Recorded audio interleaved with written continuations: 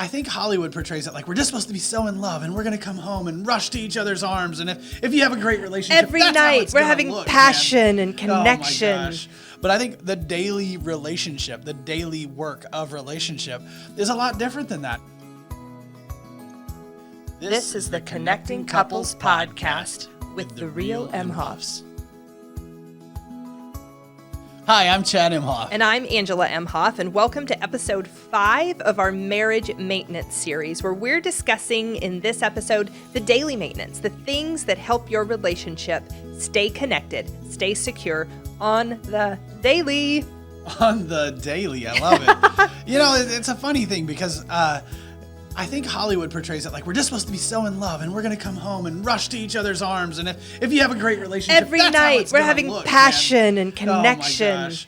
longing in each other's eyes. I don't mean to be cynical, but inside me, something just went, come on, my eyes are rolling. What's happening? I want that. I think it's cool. And I think sometimes we have that. I think we have moments of that. But I think the daily relationship, the daily work of relationship is a lot different than that. It's not like, you know, just, and it's not like if you don't have that every day, if you do have it, great. But if you don't have that every day, it's not like there's something wrong with your relationship. No. Relationship is an intentional act. It's an intentional work, and it's something that grows over time. Lots of research has shown that, but I think that's really what we want to talk about this time is like, how do we cultivate, how do we kind of nurture these places where we want our relationship to grow, where we want it to get better? We were talking about in our relationship when it was really great and when we did have that almost like romantic connection. And we joked because it was when we were dating and I had quit a job. I was about to start my internship in school, and so I couldn't work and do both. So there was about 6 weeks where I did not have a job. And Chad at the time was helping his family farm, and so he had a little bit more flexibility. Actually, he would get up at 4 o'clock and milk cows. So in the middle of the day, he was wide open. I was free all the time that she was awake. And so this idea came up when we were like, remember that time when neither one of us had jobs or commitments, and we could just hang out and drink coffee. Hang out and have... we would go do whatever we wanted. Yeah, it was great. Projects, we could build things just and for fun. Then life happened and jobs happened and we built a family and we committed to things, and everything we added kind of took away from the wide open space of connection. And that is what happens. We connect when we're dating. We even possibly in our first year of marriage, it just seems like every year of marriage, there is more that gets added, whether it's logistics or circumstances or just the things we commit to that tend to be good things that we're choosing, but also can threaten the time that we had to connect.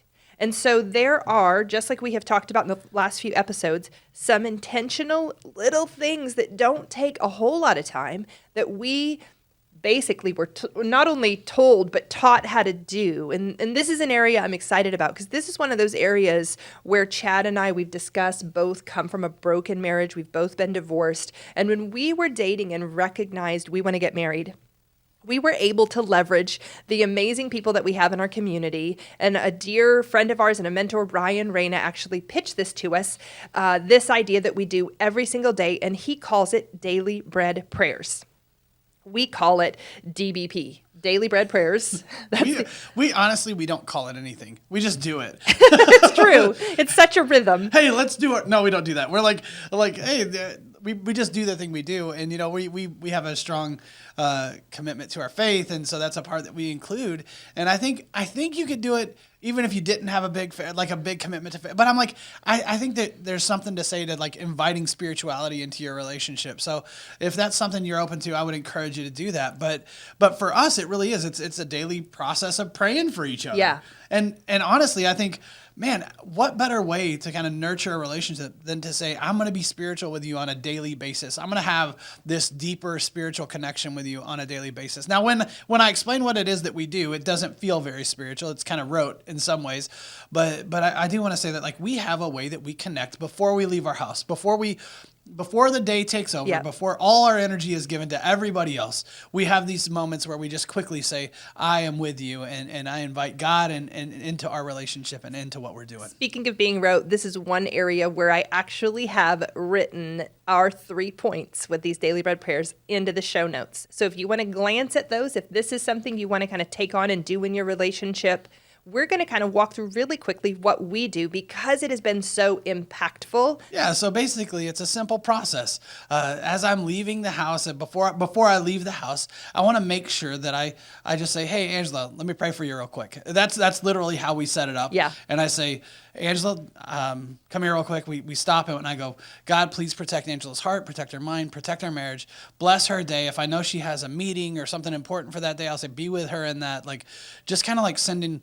God, inviting God into our process and asking for his protection around the places we know sometimes are vulnerable. And then she does the exact same thing. I do the same thing. I'll say, God, please be with Chad today, protect his heart, protect his mind, protect our marriage. So that first prayer is praying protection over your relationship.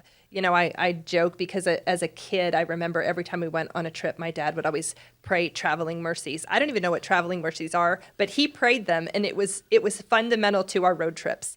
I'm saying this is fundamental to our day. Gotta ask for those travel mercies, man. We pray protection over our relationship. That's the first one. And so then the second part of it is when we're apart, I intentionally also pray for forgiveness, like for Angela. I say, God, is there anything, and I kind of reflect, is there anything that I'm holding on to? Is there anything she's done or that I've, maybe been offended by or hurt by? And I say, if there is, Lord, help me to release that. Help me to give that to you. I don't want to sit in judgment over my wife. That's not what this is. And if there's a judge, it certainly isn't me. So I release that to you, God. I give that to you. And if there's something you want to convict her heart of, fine. I would love for you to convict that. If there's something I need to look at, please show me my part in this. So it's a quick little prayer. And the same then for me. We're saying that first one, when we pray those protections, we're praying those out loud together. But now Chad has left, he's gotten in his car, he's left for work, or on the days I have to leave first, we're not together, and we're just having the conversation with God. And so it is the same on my side, where I'll say, you know what, God, I'm just asking you to reveal to me if I'm resentful or bitter towards Chad, if there's something he's done that I'm like being mad at, or in my mind I start attacking his character. Those are the things I want to release to God, because the worst thing that I could do for our relationship throughout the day is to continue to kind of self-righteously stand that I'm in a position that's better than him and he's gotten it wrong. That doesn't do, by 6 p.m., it's not well. But if in the morning, if I say, God, return my heart to a position of humility and grace towards my husband and reveal to me something I'm harboring and help me forgive him for that, it shifts how I care about him. Usually then I can send a little happy face emoji or just want to remind you that I love you because I have realigned my heart to care for my husband. And so that second one is forgiveness towards your partner. That is so healthy for me to do to make sure that I'm not still frustrated about something I might not have brought up. I love it. And then the last thing that we do or the last thing that you do while you're apart is you pray for just blessing. So if I know specifically, again, that Angela has something coming up, or even if I don't know, I'm like, God, just be with her. Bless her day. Bless her time. Bless her engagement. Help things to go well. Help the day flow well. Help her time with Avery. Help her time with just the stuff of life, the laundry even, as we talked about in the last, help it all get done. Help it all flow. Help it make sense. And so then it's just a real quick little blessing. So I want to just cover those 3 points again really quick. So when we're together, we'll pray quickly, God, protect her heart, mind, marriage, be with her in the things that she's doing today. When we're apart, quickly I pray forgiveness. If there's anything, show me my part in it. Show her part in it. Help us I release that to you, God. I'm not going to sit in judgment over my wife. And then the last thing I say is, God, bless her time, and it's just intentionally saying, God, we invite you into this and we give our relationship to you, first of all, but we give each other to you. We ask for your protection. We ask for your blessing on us. We ask for your forgiveness in this thing because we're humans, man. We mess up and we are going to hurt each other at times, and that's normal in relationships. So we're intentional about how we invite God into it and how we kind of work through those things. I want to take just a second because I worked with a couple who wasn't faith-based and they wanted basically a daily connect that just aligned them. And so the thing that I actually worked with them on is that they would, before they left their house, say, hey, I'm on your team and I believe in you. Just that encouragement that says, your your spouse, your partner, believe in who you are and love and value you. They exchange that little basically encouragement to each other every day, and it shifted their relationship. And then while they were apart, prayer, I believe, is very similar to meditation.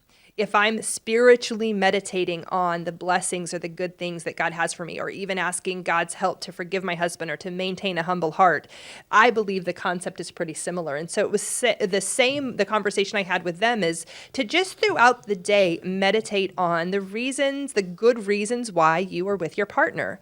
We were in that same couple that I was working with. We had some conversations about sex, and it, not in the last episode we talked about, making sure you connect weekly, but the conversation we had was that how healthy it was for them to throughout the day, on the nights when they had planned it or when they were going to have a connection, that throughout the day they thought about it and anticipated it and looked forward to it. Then when they did finally get together, it went really well. Yeah. But if they didn't take the time to basically think good thoughts about it or, meditate on what it was going to be like, it was a little bit trickier in getting it going. And the concept isn't too unlike that basically we are making a daily and intentional effort to think good, hope good, believe in our partner. Yeah. With Chad and I, we absolutely include that God part of that spiritual part of it. But if you're not somebody that is of practicing faith, there are still really good, positive, encouraging things that you can do daily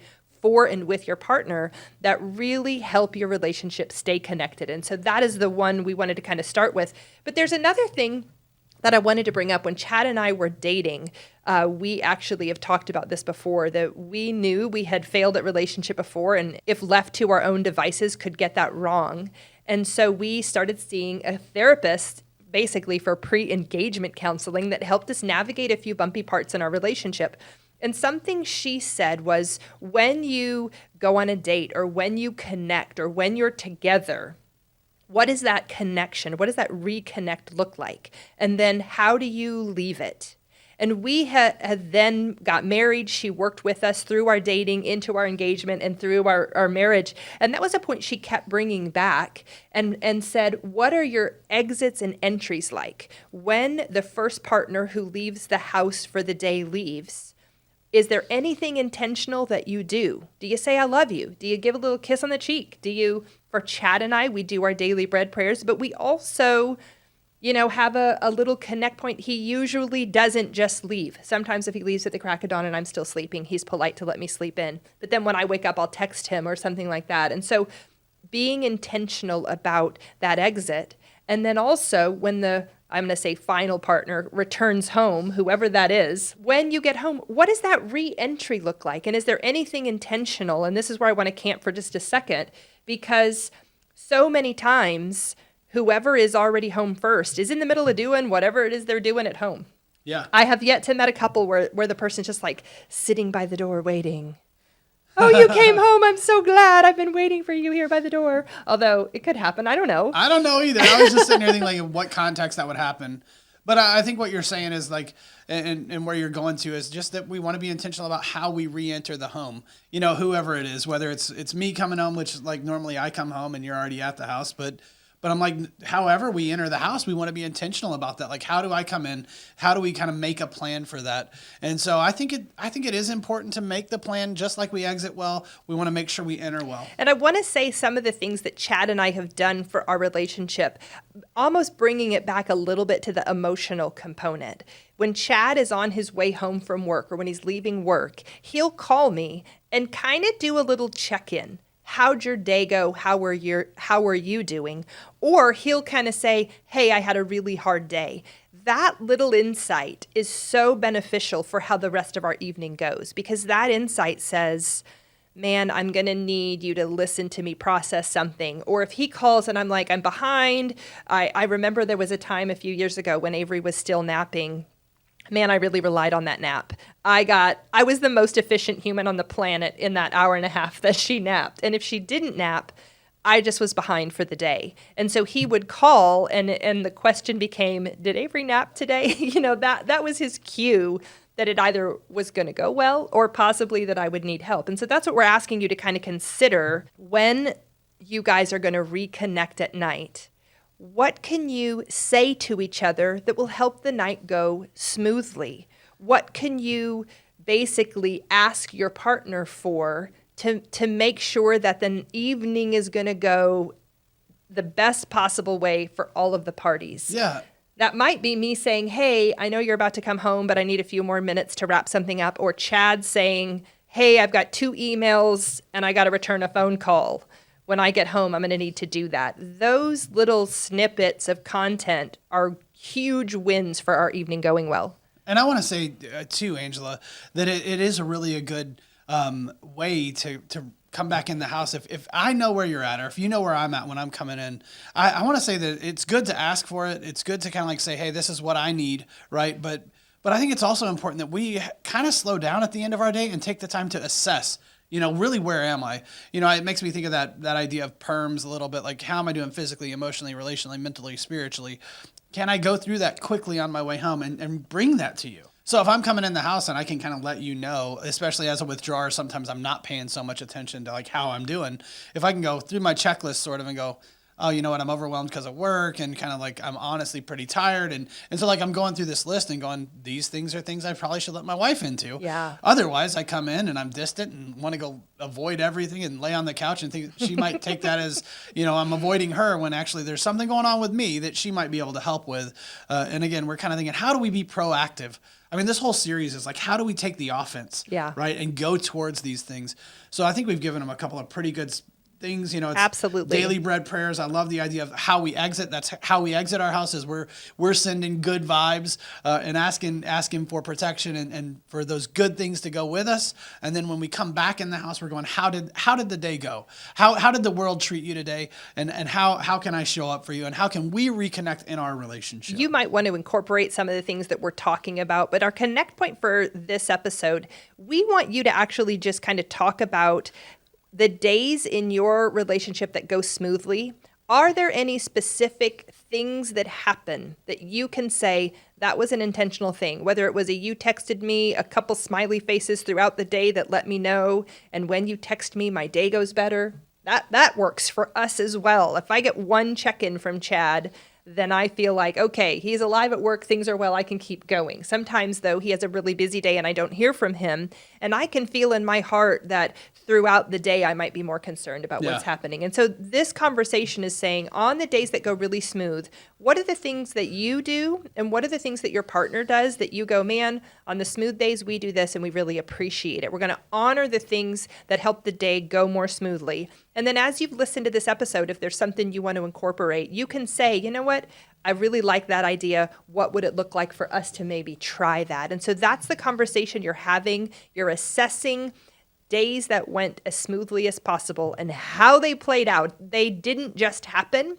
You guys actually did intentional things that you might not even realize that you did until you analyze it and assess it and realize that you did it. And that's what we're asking you to do. So that's the connect point for this episode.